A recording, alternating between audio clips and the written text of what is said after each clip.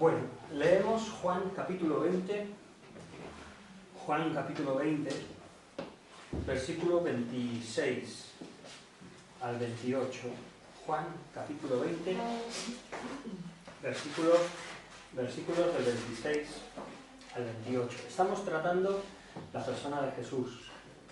La verdad es que, según lo que dijimos, de que íbamos a tener solo una escuela dominical a partir de después de Semana Santa, en vez de dos grupos, no me va a dar tiempo de tratar el Espíritu Santo, solo trataremos Jesús y creo que con eso ya terminaremos, porque nos queda solo hoy y otra clase, porque el día 7, es verdad, importante, el día 7 nosotros no estamos aquí, porque estamos en el Congreso de la FIEIDE y este año yo siempre hemos ido y nos hemos venido para el domingo. Lo que pasa es que esta vez es en Jerez de la Frontera. Entonces, ir hasta allí para venirse enseguida, pues, y dije, mira, pues esta vez vamos a hacerlo así. Lo que pasa es que entonces la escuela dominical os reunís en un grupo y disfrutáis lo que tengáis allí. Pero bueno, Juan capítulo 20, versículos 26 en adelante. Y os voy a hacer una pregunta sobre estos versículos. 8 días después estaban otra vez sus discípulos dentro y con ellos Tomás. Llegó Jesús, estando las puertas cerradas, se puso en medio de ellos y les dijo, paz a vosotros. Luego dijo a Tomás, pon aquí tu dedo y mira mira mis manos, acerca tu mano, métela en mi costado y no seas incrédulo, sino creyente. Entonces Tomás le dijo, Señor mío y Dios mío. Jesús le dijo, porque me has visto, Tomás, creíste, bienaventurados los que no vieron y creyeron. ¿Qué os llama la atención de este pasaje? Estaba la puerta cerrada, pero que después le dice que toque el cuerpo. Sí, Es una de las sí. cosas que llama la atención. Sí, que estaba la puerta cerrada y se ve que la atravesó. Sí. O algo así está queriendo decir, pero él Sí. toca el cuerpo, que el cuerpo está. Sí, eso lo que nos dice es que, aunque creo que no sé si lo veremos después, claro, es que Jesús tuvo un cuerpo humano, él fue encarnado, pero cuando resucitó, él adquirió propiedades de un cuerpo glorificado. Y entonces por eso vemos que evidentemente pasó por las paredes o la puerta o lo que sea, aunque estaba todo cerrado, porque es que Juan nos lo dice explícitamente, se preocupa en decirnos que estaba todo cerrado. Pero bueno, ¿qué más os llama la atención? De que le dice Señor mío y Dios mío, le está dando el atributo a Dios, ¿no? Exacto, estamos meditando acerca de Jesucristo y vemos esta declaración tremenda. O sea, además eso, llegando al final de Juan, del Evangelio de Juan, porque el capítulo 21 pues realmente es un epílogo, entonces llegando hasta el capítulo 21 parece como el clímax, ¿no? Parece que Juan lo que quiere decir es que en un principio, él desde el principio presenta a Jesucristo como el Verbo, que estaba con Dios y que era Dios. Pero eso nos muestra en los Evangelios ese proceso hasta que los discípulos llegan a una plena conciencia de quién es Jesús. ¿Qué más? ¿Qué veis en este pasaje? Las huellas de la Sí. crucifixión, del martirio, digamos. Sí, En el costado, muy bien. como Dios podía haber desaparecido y que tuviera quedado su cuerpo normal. En cambio, era necesario para abrir los ojos Sí, a Tomás. sí. De alguna manera son propiedades de su cuerpo humano, ¿no? Son vestigios de que muestran de que era él, ¿no? ¿sí? Otra cosa es la compasión que tiene de ir hasta Tomás para mostrarle otra vez por qué él no había creído. Es la paciencia que tiene con Tomás. Sí, sí, sí. Yo, en un sentido, algo así es lo que quería resaltar. Y es hasta qué punto el Señor desea que le conozcamos. O sea, hasta qué punto el Señor desea, fijaos, dice, luego le dijo a Tomás, pon aquí tu dedo y mira mis manos. Acerca tu mano y métela en mi costado. O sea, hasta qué punto el Señor no quería tener esa comunión con Tomás. En un sentido, tenía la comunión de la certeza del resto de los discípulos, ese mismo sentir de que ellos sabían que Cristo había resucitado, lo creían, lo disfrutaban, ¿no? Pero faltaba uno que no. Y entonces me llama la atención en este pasaje que el Señor quiere que le conozcamos, ¿no? Y si es necesario, acerca tu mano y ponla en mis heridas. Le habla como un niño ahí. Uf, sí, pero ¿te imaginas? ¿Te imaginas lo que sería que el Señor nos dijera? No hace falta, Señor, no hace falta. Sí, ven, o sea, porque el Señor quiere que le conozcamos. Pero yo estoy diciendo algo, no en general, sino no particular, sino en general, porque le está diciendo, bueno, Tomás, porque me has visto, has creído. Pero está hablando de acerca de dichosos los que no vieron, ¿vale? Claro. Y creyeron, pero está hablando a todos, también prácticamente, bueno, Sí. está una enseñanza a todos, ¿no? Claro, porque nosotros no lo hemos visto, no hemos tenido ese privilegio, ¿no? O esa situación. No diré... Y yo creo que también, no sé, entiendo que el Señor nos conoce tan personalmente que sabe lo que necesitamos cada uno en cada circunstancia, ¿no? Sí. Y eso es algo que me hace pensar, ¿no? Sí, exacto. Pero aquí en la resurrección, eso, quizás en línea de lo que dices, en Marcos dice, decir a los discípulos y a Pedro que ha resucitado. Aquí esto. Luego en Juan 21 el Señor habla con Pedro, hasta qué punto el Señor no desea una comunión con nosotros y que le conozcamos, que sepamos quién es. Bien, comenzamos aquí con, esto era una reflexión para entrar a considerar la persona de Jesús, porque eso, Jesús no es solamente una doctrina, es un Señor, es una persona, es nuestro Salvador, y así nos tenemos que acercar a meditar en Él. Comenzamos con la declaración de Calcedonia, Concilio de Calcedonia, 451, cuando, digamos, se terminó de perfilar lo que la cristiandad cree de la persona de Jesús. Y es que creemos en la única persona del Hijo de Dios, o que subsisten dos naturalezas, o sea, una sola persona y dos naturalezas.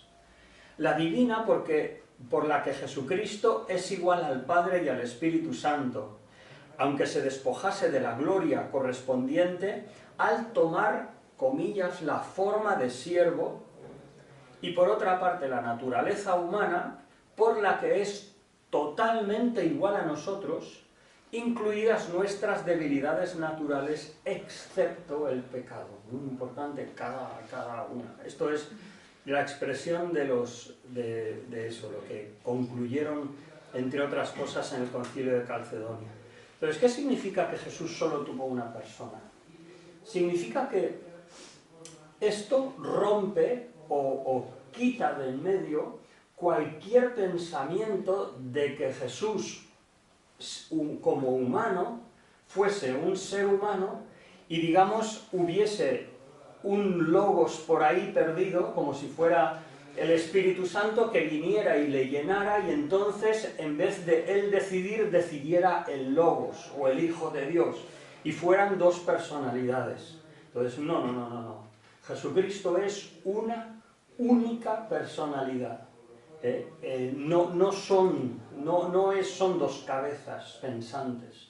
sino es un ser, pero tiene dos naturalezas, que una es la divina y la otra es la humana. ¿Cómo lo entendemos eso? Pues no lo entendemos.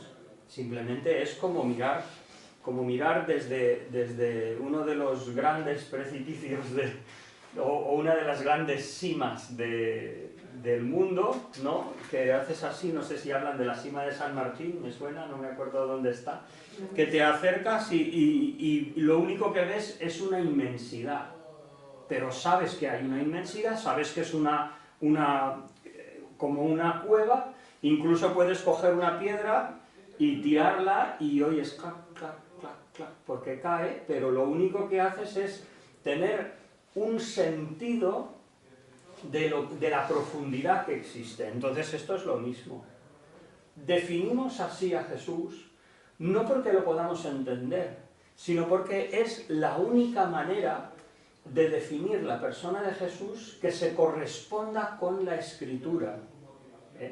Y entonces, ¿por qué se tardó tanto? Antes creían que Jesús era Dios, que era Señor. Podríamos leer padres de la Iglesia desde los primeros siglos y existe una devoción al Señor, existe... lo que pasa es que no se pararon a definir. Y entonces, en la medida en que surgieron personas que empezaron a decir, no, es que Jesús solo parecía humano, pero no lo era. Y entonces ahí se responde que no es así. Otros dicen, no, es que Jesús, bueno, nació como hombre, pero luego le vino la parte divina. Y entonces se responde. Entonces, en el diálogo en contra de las falsas enseñanzas, se tardan 3 siglos o 4 hasta que se llega a una definición que digamos, vale, al menos esto es unos mínimos para guardarnos de falsas enseñanzas. Entonces, cuando estudiamos un poco de teología, lo que estamos haciendo es guardarnos de no decir cosas que no son.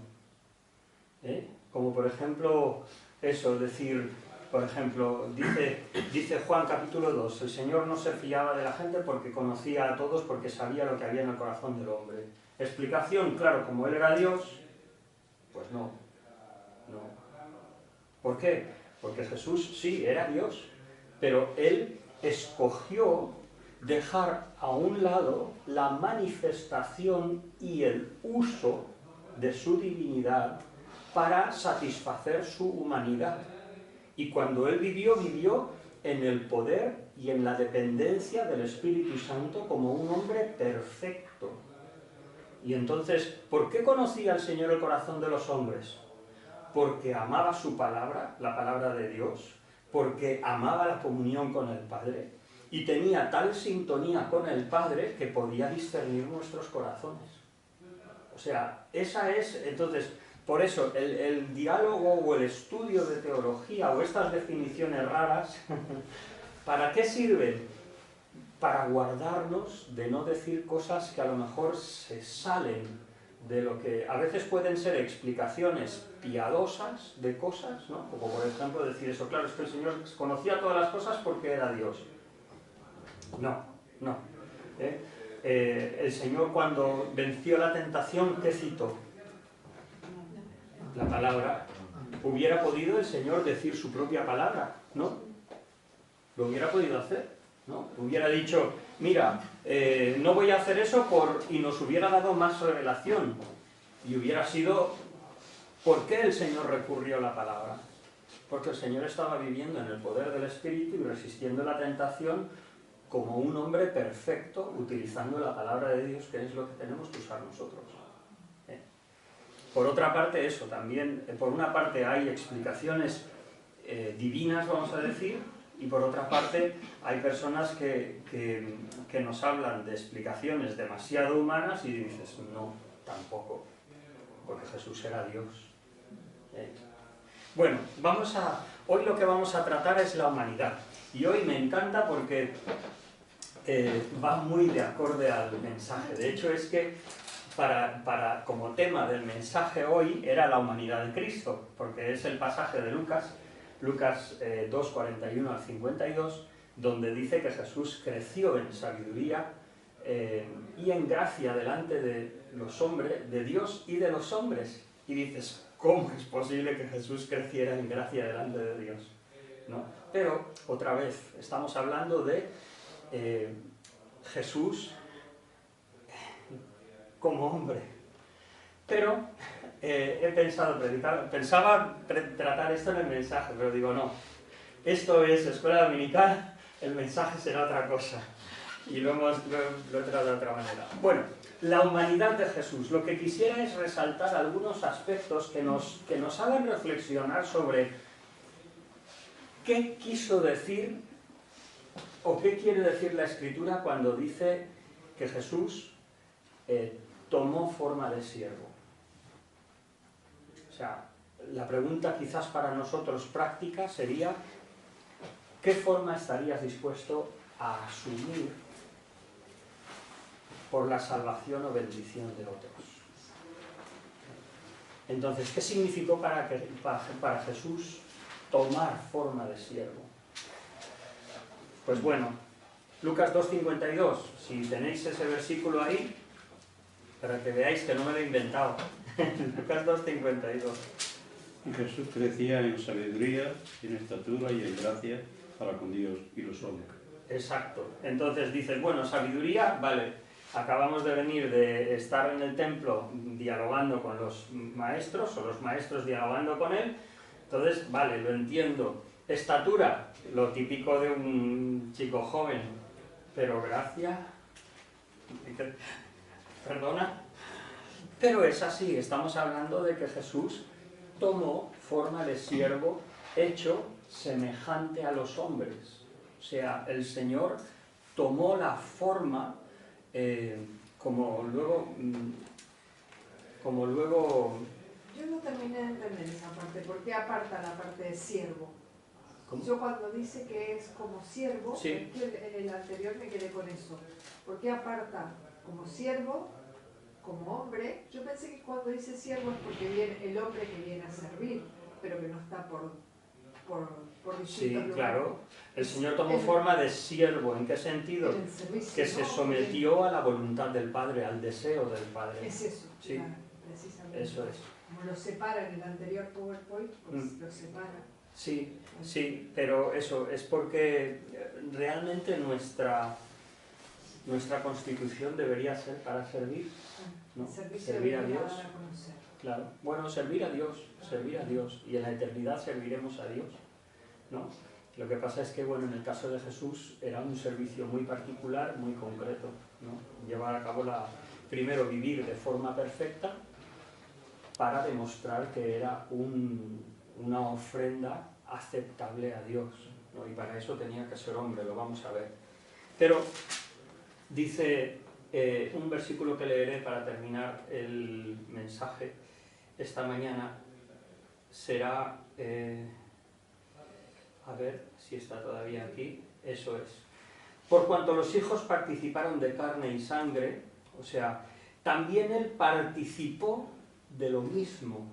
O sea, Jesús participó de nuestra naturaleza. Bien, aquel verbo fue hecho carne y habitó entre nosotros. Juan 1:14. Y esta palabra carne es la palabra griega que se utiliza cuando habla porque las obras de la carne y el fruto del Espíritu.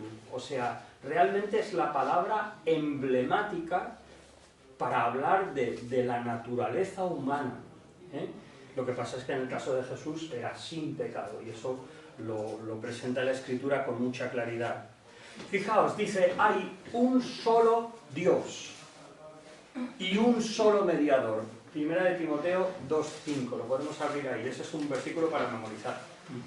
Porque hay un solo Dios y un solo mediador entre Dios y los hombres. Y dice Jesucristo, hombre. O sea, no basta con que sea Jesucristo. Un ángel no sirve. ¿por qué no envió el Señor un ángel a morir? ¿Por qué no utilizó...? No, tenía que ser un hombre. Otro versículo, Romanos capítulo 5.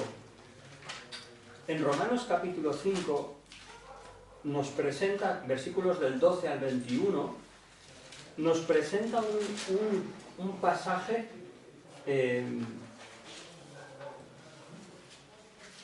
con mucho contenido doctrinal acerca de cómo la raza humana de alguna manera estaba representada en Adán. Y cuando Adán pecó y luego tuvo hijos, ese pecado pasó a todos y todos hemos pecado. O sea, aquí no está diciendo que, claro, él tuvo la culpa y nosotros, pues no, es que nosotros, nuestras vidas, se han identificado con Adán porque hemos pecado. Pero entonces compara el apóstol Pablo a Adán como esa persona representativa de la raza humana con el Señor Jesús. Pero el Señor Jesús siendo hombre. Y entonces leemos versículos 15 y versículos 21. Podríamos leer todo el pasaje, ¿no? Del 12 al 21, pero el versículo 15 dice: el don de Jesucristo, estamos hablando, no fue como la transgresión. Porque si por la transgresión de aquel uno, estamos hablando de un hombre, murieron... si por la transgresión de aquel uno murieron, la gracia y el don abundaron para muchos por la gracia ¿de qué? De un solo hombre. Esa palabra no está ahí por casualidad. Hay una insistencia particular en mostrar que Jesucristo era un hombre, o sea, una persona humana. Tremendo, Jesús tenía un alma humana. Marcos 14, 34. Vamos a mirar ese versículo. Marcos 14, 34. Aquí es donde empezamos a ver que no solamente era como nosotros cuando algunos de vosotros, no sé cómo hacéis, si tenéis uniforme de trabajo, pero cuando vais a trabajar sé que él seguro, Joaquín, en su trabajo seguro. Cuando yo trabajaba en peletería tenía una bata blanca y si trabajaba de fachadas o eso, pues te cambias todo, ¿no? Según quién es. Entonces, cuando Jesús se encarnó, es verdad que cuando dice habitó entre nosotros, la palabra griega es que puso su tienda entre nosotros. Pero cuando Jesús tomó forma de siervo, no está hablando solamente de que se puso el uniforme de carne, sino realmente que, como dice Hebreos, participó de todo lo que era hombre, para ser un apto sustituto para nosotros. Y aquí nos muestra que el Señor tenía un alma. ¿Qué es el alma? ¿Qué es el alma? Vamos a leer el versículo y luego me contestáis. Hoy estoy preguntón. 14:34. Mi alma está muy afligida, hasta el punto de la muerte. Quedaos aquí y velad. Muy bien. Mi alma está muy afligida o muy triste hasta la muerte. O sea, qué angustia. O sea, qué angustia se apoderó del Señor. No, por favor, yo soy machacón con esto, pero donde podáis decirlo. No era por el sufrimiento físico de la cruz.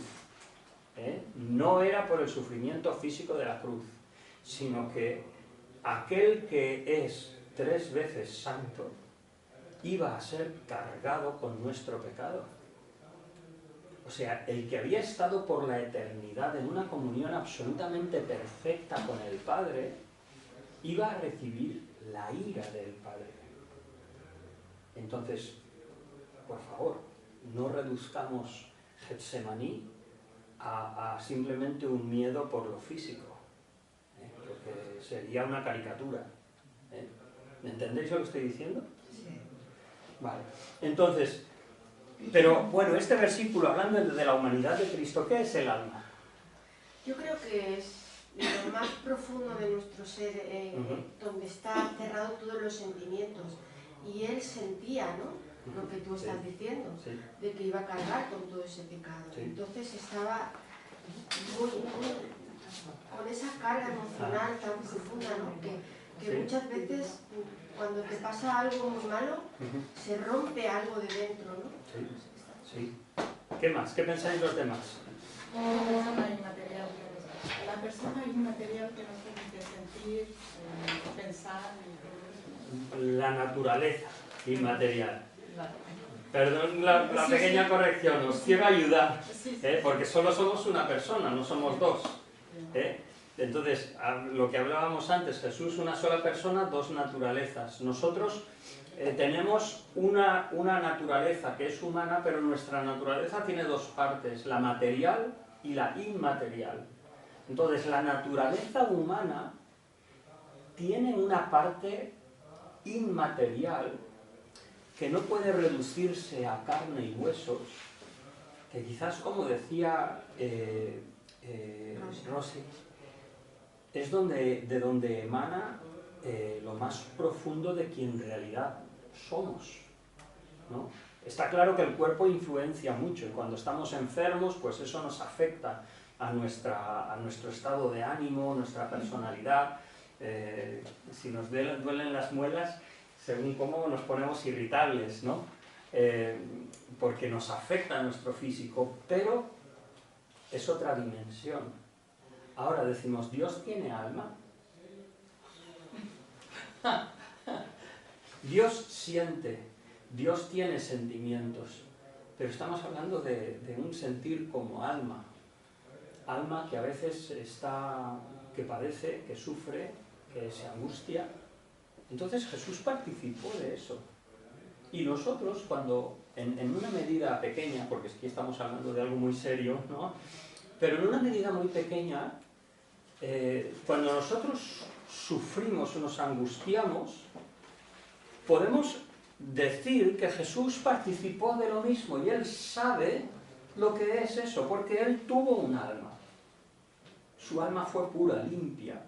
El Señor no tuvo nunca malas intenciones, malos pensamientos, criticismos, o no tuvo murmuraciones, no tuvo esas cosas que ensucian nuestra alma.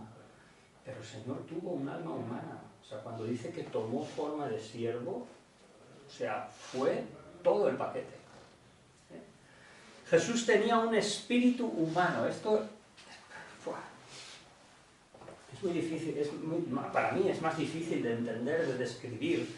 A veces hay hermanos que consideran que toda nuestra parte inmaterial es una, y a veces se le llama espíritu y a veces se le llama alma. Hay un versículo en 1 de Tesalonicenses, capítulo 5, creo que es 23 o 24 o 25, que dice: y el Dios de paz os santifique por completo, cuerpo, alma y espíritu. Y en Hebreos 4:12, cuando dice que porque la palabra de Dios es viva y eficaz, más cortante que toda espada de dos filos, y dice que discierne el alma y el espíritu. Entonces, esos dos pasajes a algunos hermanos nos sugiere o les sugiere que quizás se puede hablar de dos partes en esa parte inmaterial del hombre. Una parte inmaterial que es aquella que se puede relacionar con Dios, y otra parte que es quizás más emocional o intelectual. Entonces, bueno, puede ser. Yo creo que sí, pero que sepáis que no siempre está tan claro esa diferencia de alma y espíritu, sobre todo en el Antiguo Testamento. Pero bueno, lo que vemos es que el Señor dijo: Padre, en tus manos encomiendo mi espíritu. Si Dios es espíritu, ¿se puede encomendar Dios a las manos de alguien? creo que no, porque Dios llena los cielos y la tierra. ¿A qué se va a encomendar? Pero aquí el Señor está hablando, terminando la obra de salvación que Él hizo como hombre perfecto. Y entonces, ¿qué quiere decir? No lo sé. Lo único que hago es remover nuestro pensamiento para que veamos que cuando Jesús tomó forma de siervo, tomó todo el paquete y con todas sus consecuencias. Tremendo. No fue solamente ponerse el uniforme como cuando nosotros vamos a trabajar, terminamos de trabajar, nos quitamos el uniforme y ya está. No. El Señor asumió una forma de siervo. Esto me hace pensar que Jesús hasta el final nos muestra cómo debemos de actuar nosotros. Sí. Simplemente que como Él viene a traer a que conozcamos al Padre, de qué manera relacionarnos, es como hasta el final nosotros deberíamos de hacerlo como hombres. Por eso se preguntaba al principio, ¿hasta qué punto? O sea, ¿hasta qué punto estaríamos dispuestos a identificarnos con alguien para su salvación o su bendición? O sea, nos podemos acordar, por ejemplo, de Hudson Taylor cuando fue a la China y al final se dejó una coleta y se rapó la cabeza. ¿Estaríamos dispuestos a eso? Dejar nuestra familia, nuestro entorno, todo. Dejarlo todo por irnos al África y tomar, o sea, renunciar a todo nuestro... tristemente a veces han habido misioneros que han ido a lugares así inhóspitos y han tenido siervos, sirvientes de las tribus donde han estado o han estado allí, pero luego según qué momentos ellos necesitan estar en su casa y tener su pequeña televisión, sus pequeñas gratificaciones según su cultura. Y entonces, bueno, no los menospreciamos porque al menos han ido, ¿no? Y algunos han hecho obras tremendas, pero sí nos tenemos que preguntar a qué precio estamos dispuestos a pagar nosotros para ayudar a un hermano o eso. Bueno. Y el apóstol Pablo ya lo hacía, ¿no? Y me he hecho esto para poder traer aquello que ya estaban escogidos, ¿no? Se hacía, pues, sí, lo que era, ¿no? me he hecho griego, me he hecho judío a los judíos, me he hecho pagano a los paganos, como si yo no tuviera ley, aunque tengo ley. Tremendo, sí. Bueno, lo que normalmente se habla de la humanidad de Jesús no es esto, de que tenía alma, que tenía espíritu. A mí esto me encanta reflexionar porque me habla más de esa profundidad de Jesús identificándose con la raza humana. Pero lo que normalmente se habla es que Jesús tuvo sed, tuvo hambre, tuvo sueño, Jesús lloró, tuvo sufrimientos físicos y sufrió una muerte cruenta. Pero cuando el Señor dijo, Padre, o sea, ¿por qué me has desamparado? ¡Fua! El Señor no solo era Dios ahí, era hombre, y estaba padeciendo en obediencia, en perfecta comunión, pero como hombre también. Tuvo emociones de amor hacia Marta, María y Lázaro. Esto me llama también la atención. A ver, me vais a perdonar que mire 13 de 19. ¿Qué nos puede decir esto? Que tuvo emociones de amor hacia Marta, María y Lázaro. Juan 11:15, por ejemplo, leemos cuando Jesús fue a Betania, a casa de esta familia en particular. Bueno, todavía no, iba de camino a... El capítulo 11 es la resurrección de Lázaro. Por un momento estaba confundiéndolo con el capítulo 11. Perdón, capítulo 12. Pero dice en el versículo 5... Amaba Jesús a Marta y a su hermana y a Lázaro. ¿Qué significa eso? No amaba a Jesús a todos. Eran sus amigos, ¿no? Amaba como hermanos. Era como amigos. Igual hace referencia por lo que va a pasar después. Es una referencia de que él al final va a esperar un poco para ir o Lázaro va a morir. Sí, pero yo creo, evidentemente, que el hogar de Marta, María y Lázaro era especial para el Señor. O sea, existía una amistad cercana dentro del plano humano. O sea, que Jesús no era tan divino, vamos a decir, como para no vivir experiencias comunes de la vida y beneficiarse de lo que supone una amistad. Entonces eso nos habla es que no solo la sed, el hambre, no solo estas cosas tan claras, y eso nos habla de la humanidad de Jesús. Hay cosas más profundas que cuando dice que el Señor puede socorrer a los que son tentados, de que Él participó de nuestra naturaleza y es poderoso para socorrernos de las tentaciones, realmente Él conoce nuestra naturaleza. O sea, entonces, eso, el fenómeno humano de la amistad. No está mal tener amigos. El Señor jamás rechazó a otras personas porque era amigo de Marta y María y Lázaro. A veces los grupitos en la iglesia son perjudiciales porque significa exclusivismo, ¿no? Cuando, por ejemplo, en 1 Corintios